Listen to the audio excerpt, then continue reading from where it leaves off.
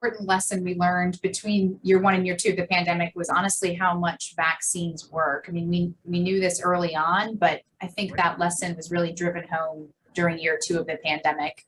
So few of the patients we saw, at least in the hospital and definitely in the medical ICU, were vaccinated and boosted. We did see some other new therapies come out as well, some immunomodulator therapies like tocilizumab or baricitinib for our critically ill patients, and some outpatient monoclonal antibodies and antiviral medications as well, which was encouraging. I think, the thing I've learned most is probably not to try to predict too much, because every time I try to predict something with this pandemic, it seems to be wrong.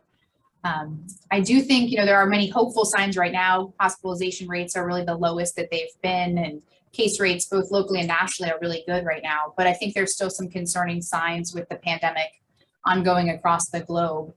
And so while I think that this is a new phase of personal responsibility, and I'm encouraged by the improvement in numbers, and I hope that we have a sustained break where we can really do the things we enjoy with other people during this next period of time, I think we have to stay cautious and at least be monitoring for changes in those trends. I think year 2 was honestly so much more difficult than year 1 for different reasons. I think the first year, so many of us, myself included, we were really worried about our personal safety, and we wanted to keep our families safe. And I think at the end of year 1, getting vaccines, we were all really hopeful that things we'd see a steady improvement from that point forward. And obviously that's not what we saw.